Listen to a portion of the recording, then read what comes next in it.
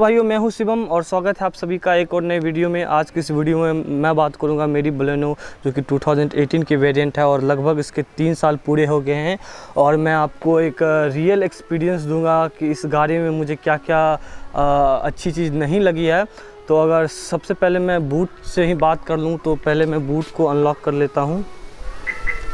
तो मैं अगर बूट को खोल लेता हूँ तो इस बूट में मुझे सबसे एक अच्छी चीज़ नहीं लगी वो इस गाड़ी के रिलेटेड में। तो आप यहाँ पे देख सकते हो कि ये जो फिट एंड फिनिश यहाँ पे आपको दिया गया है, ये ऐसा लगता है कि भाई कि ऐसे ही हाथ से कोई लेके इसे तोप दिया गया हो। तो 8-9 लाख रुपए की आपकी कार है, अगर उसमें ऐसी चीज़ आपको देखने को मिलती है तो ये एक अच्छा नहीं लगता है। और दूसरी साइड भी सेम वैसी ही है, आप देख सकते हो यहाँ पे भी कुछ वैसे ही आपको सीन मिलता है। तो ये चीज़ बिल्कुल भी अच्छी नहीं है। 8-9 लाख रुपए की गाड़ी है तो ये बिल्कुल भी अच्छी चीज़ नहीं है। और दूसरी चीज़ की और अगर मैं बात लूँ कर तो इसकी बिल्ड क्वालिटी आप अंदर से देख सकते हैं। अंदर से यहाँ का तो फिट एंड फिनिश आपको काफ़ी अच्छा मिलता है, ये काफ़ी दिखने में भी अच्छा लगता है। लेकिन अगर इसकी बिल्ड क्वालिटी की मैं बात कर लूँ तो ये बिल्कुल भी अच्छी नहीं, ये बहुत ईज़िली ही अंदर चले जाते हैं, दब जाते हैं आपके हाथों से। तो ये चीज़ एक अच्छी नहीं है इसके बारे में। और बिल्ड क्वालिटी की अगर बात हम कर लेते हैं तो यहाँ पे भी ये देख लेते हैं कि इसकी जो बैक बम्फर है वो भी बिल्कुल भी अच्छी नहीं है। यहाँ पे अगर आप बैक बम्फर की बात कर लेते हैं तो ये बहुत इजीली अंदर चली जाती है, बहुत हल्की है, आपकी उम्मीद से भी ज़्यादा ये हल्की है बम्फर। आप देख सकते हैं ये बहुत इजीली अंदर चले जाती है। तो इसकी बिल्ड क्वालिटी बिल्कुल ही बेकार है एकदम। 8-9 लाख रुपए की आपकी कार है तो ऐसा नहीं होना चाहिए। तो मैं अभी इस बूट को क्लोज़ कर लेता हूँ। यहाँ से आपको एक हुक मिलता है जहाँ से आप इसको प्रेस करके क्लोज़ कर सकते हो। और बैक कैमरा भी आपको यहीं पे भी देखने को मिल जाता है। इसका भी जो है वो मतलब ओवर द टाइम ये इसकी जो कैमरा की जो क्वालिटी है वो अच्छी नहीं है, ओवर द टाइम ये फेड होते जाती है। तो ये भी एक इसके बारे में बुरी चीज़ है। और अगर जहाँ तक कि हम बिल्ड क्वालिटी की बात कर रहे हैं तो आप देख सकते हैं मेरी कार में जो डेंट्स वगैरह हैं, बिल्कुल छोटे मोटे डेंट्स वगैरह वो बहुत इजीली आ जाते हैं। और इन पे थोड़ा सा आपको ध्यान रखना होगा कि आपकी गाड़ी पे जो डेंट वगैरह होते हैं बिल्कुल छोटी छोटी चीज़ों से आ सकते हैं। तो अगर वहीं पे मैं अगर एक बार इसका बोनेट खोल लेता हूँ, एक इसके बोनेट में भी है एक दिक्कत, वो भी मैं आपको दिखाता हूँ इसके फिट एंड फिनिश से। तो यहाँ से मैं अपना बोनेट को अनलॉक कर लेता हूँ।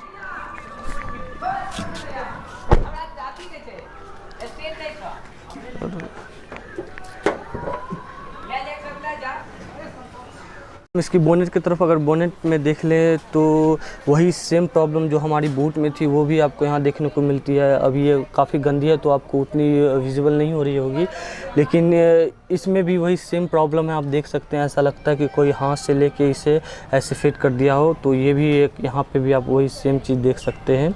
तो इतनी महंगी गाड़ी है, ये सब नहीं होना चाहिए। इंजन की ओर देख लेते हैं तो इंजन में आपको इंजन और इस बम्फर के बीच में स्पेस बहुत देखने को मिलता है। तो ये भी एक इसके बारे में बुरी चीज़ है। और सेम चीज़ आप इधर साइड भी देख सकते हैं, यहाँ पे आप देख सकते हैं वही सेम चीज़ यहाँ से पूरा यहाँ तक। तो ये बिल्कुल भी अच्छी नहीं लगती, इतनी महंगी गाड़ी है। और बिल्ड क्वालिटी की बात कर ले तो ये जो बोनेट है ये भी बहुत हल्की फील होती है, कम बहुत ज़्यादा ही लाइट फील होती है। तो ये एक इसके बारे में बुरी चीज़ है। 1 मिनट में इसको क्लोज़ कर लेता हूँ।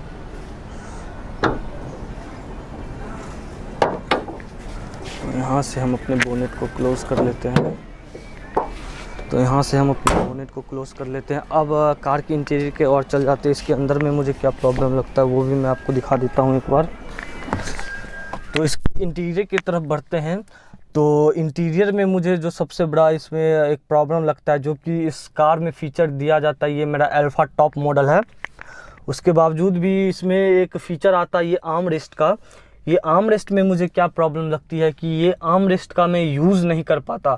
अगर ये आर्म रेस्ट यहाँ के बजाय यहाँ पे होता तो मैं इसका यूज़ कर पाता, क्योंकि जब मैं सीट को अपने अकॉर्डिंग एडजस्ट कर लेता हूँ तो ये मुझे काफ़ी प्रॉब्लम देती थी, मतलब दे देती है। जैसे मैं अपने सीट को अपने अकॉर्डिंग एडजस्ट मैंने करके रखा है तो ये जो मेरा हाथ है ये आर्म रेस्ट पे नहीं आ पाता, ये बहुत पीछे है आर्म रेस्ट। देख सकते हैं आप, सीट मेरा यहाँ पे है और आर्म रेस्ट यहाँ पे है। अगर मैं इस पे हाथ रखने का कोशिश भी करता हूँ तो मुझे बिल्कुल भी पीछे जाना पड़ेगा और मुझे अच्छे से मैं कंफर्टेबली नहीं बैठ पाता हूँ।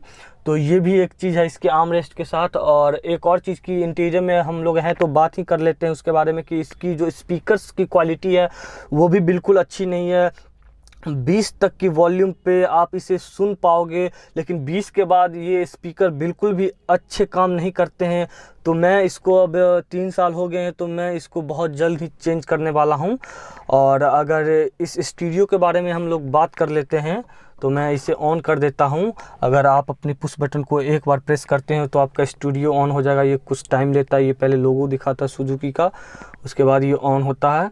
तो ये ऑन हो गया। तो इस स्टूडियो में मुझे सबसे बड़ी प्रॉब्लम क्या लगती है कि ये सम टाइम जो है ना लैग करती है, और वो भी भयंकर लैग करती है कि मतलब मतलब लैग होती है। फ़िलहाल अभी तो ये बिल्कुल अच्छी काम कर रही है, आप देख सकते हैं। ये हल्का फुल्का तो अभी भी लैग है इसमें, जैसे कि आप देख सकते हैं। मैं अभी भी हल्का फुल्का लैग है, लेकिन अभी ठीक है। लेकिन सम टाइम ये इतना लैग करने लगता है कि मतलब ये काम ही करना एक तरीके से बंद कर देता है, ये रीस्टार्ट हो जाता है।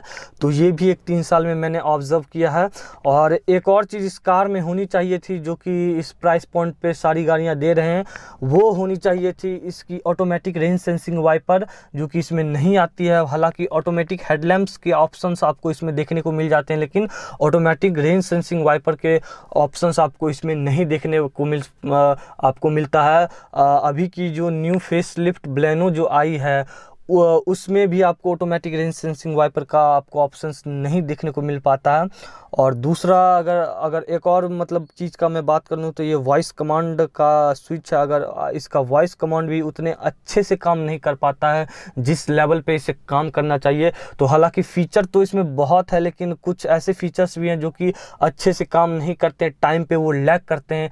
तो ये चीज़ नहीं होना चाहिए इस कार में।